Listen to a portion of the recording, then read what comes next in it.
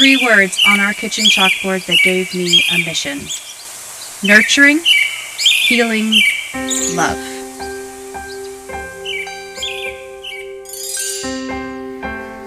I think it's what we need right now. It's a different message. It's not how we're wired to think. We're wired to focus on the negative and to survive. But that doesn't lead to happiness. And understanding these essential life skills does. It leads to having the most meaningful, connected, compassionate life possible. And I know that from my own experience and seeing it in others. And I think that this is the exact message that the world needs now. I, like everyone, I knew exactly where I was when I got news of the shooter in Sandy Hook. I have a daughter who's the same age as Jessie. I was immediately connected to those parents just like everybody else was. I was devastated for the tragedy. But I also, as an educator, I was so worried for the family of the shooter and what had happened.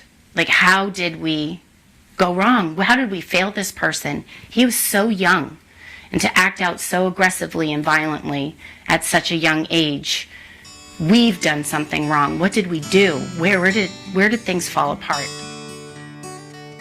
She visits the schools and she presents to them her story, and the schools are actually just chomping at the bit to have her come out. She talks to the kids. She does this around the country, really, and they just want to hear her. They want to touch her. They want to see her. They want to feel her. They want to see this woman who has given so much of herself to their kids. Ever since he was born, I sensed Jesse would not be with us for long, that God needed him and would call him home early. His light was too bright for this world.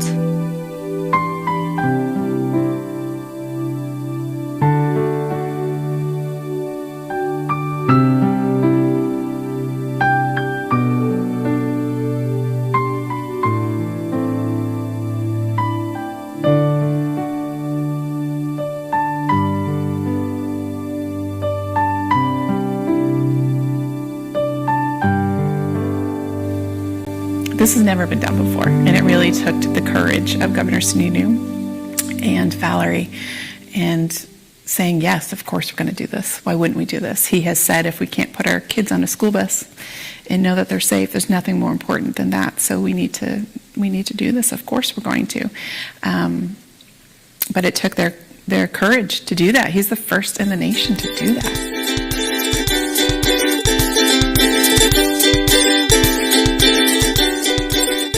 A-L-O-H-A, a little aloha in our day. Hi, I'm Auntie Dawn. Welcome again to Choose Aloha, because champions always choose aloha. And you will start to feel more courageous, more confident. You're moving your brain and body, literally shifting it out of fear and into courage. So let's all practice the power poses together. Just 15 seconds to give it a good first start. I'll do it just sitting here because I'm on camera with you. So stand or sit tall. Make sure your back is straight. All your vertebrae are stretching as good as they can. You want to make sure your shoulders are back. You're being open and expansive. You also make sure your head is tilted just a little bit up and have a smile. Isn't it amazing how plants grow from just a seed? Isn't it amazing? Then a person starts to lead. We can live to make a difference. We can raise our voices strong. We can join our hearts together looking now where we belong. Isn't it amazing? This generation that is courageous, and they can face difficulty in their lives, and they can not just bounce back but grow through it, use it for their benefit.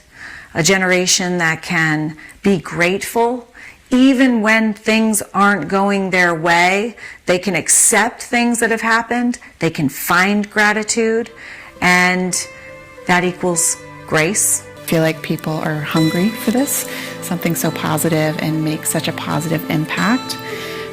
So for me, that's probably my biggest honor and privilege in this position, is being able to witness this happen across the state. We are now truly elevating communities and creating a better world. And, you know, we need that. It's a hopeful, hope-filled message that everybody really needs to hear and believe in and be part of, and to see it actually happening. And to be part of it actually happening is beyond a gift. It's amazing. So I'm very grateful. When you hear her message and when you know where it's coming from, her experience, you have to listen.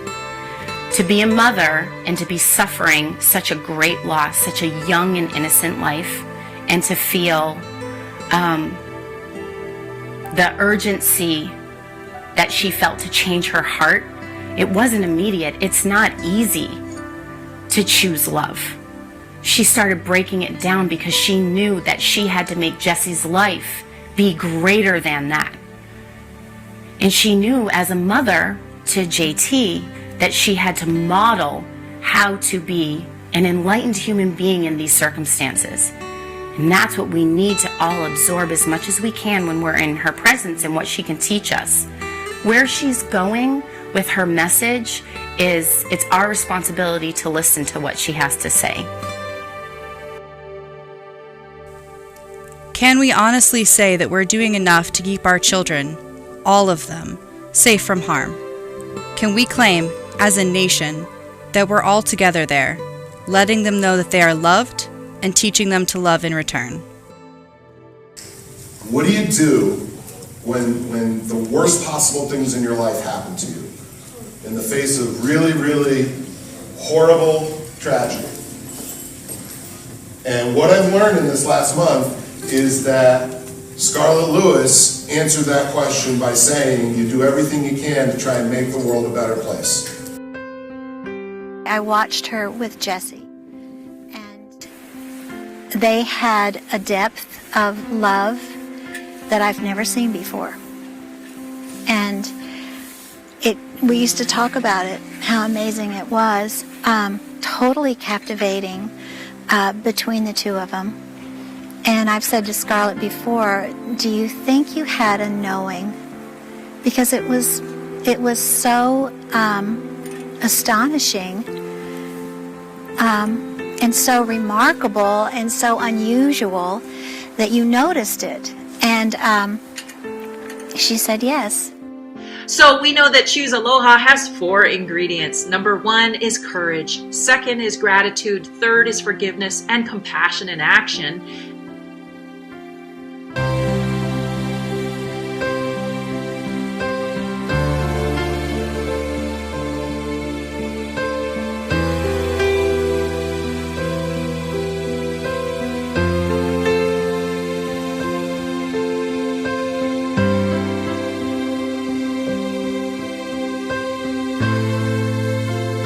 There are 2 kinds of people who will hear this message, the message of choose love. There are the people who have experienced a severe trauma, have lost a child, have suffered great violence themselves. And then there are people who that hasn't happened to them, or it hasn't happened yet. And I think for both groups, they need to understand that choosing love, walking through these steps, the path of forgiveness, it doesn't mean the absence of grief for the tragedy that happened. She grieves every day. Forgive, can let it go. How much pain do we hold on to? without this understanding of forgiveness and the gift that it is for yourself, I didn't know it either until my personal tragedy. And I still practice it every day. But what a gift it's been for me.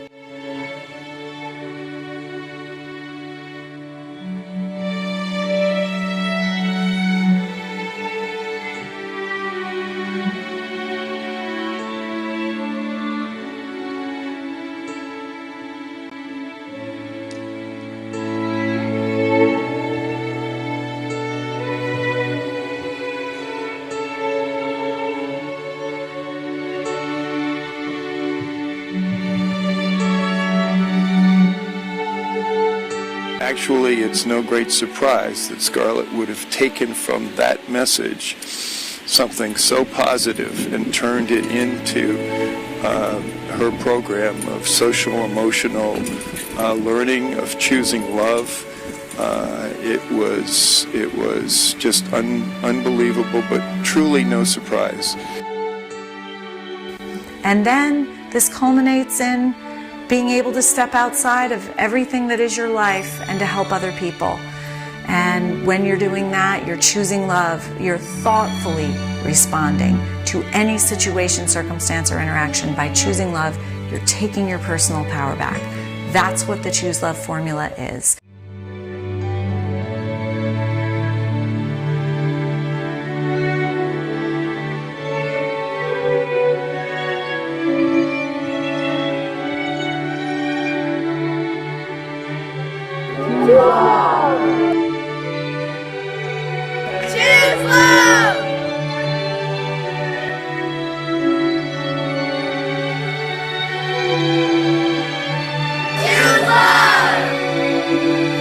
In the face of cruelty, we will choose compassion. In the face of those who would visit death upon innocence, we will choose to save, and to comfort and to heal. We'll choose friendship. We'll choose love.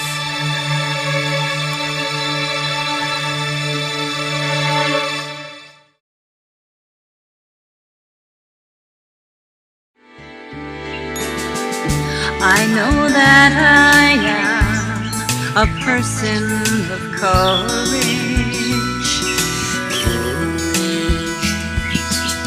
I'll have my actions show that I choose love.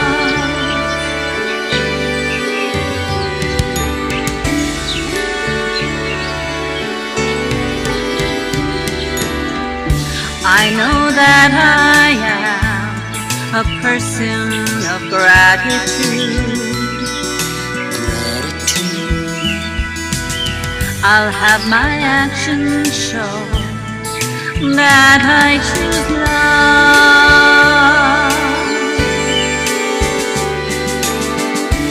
I know that I am a person of compassion. I'll have my actions show that I choose love, that I choose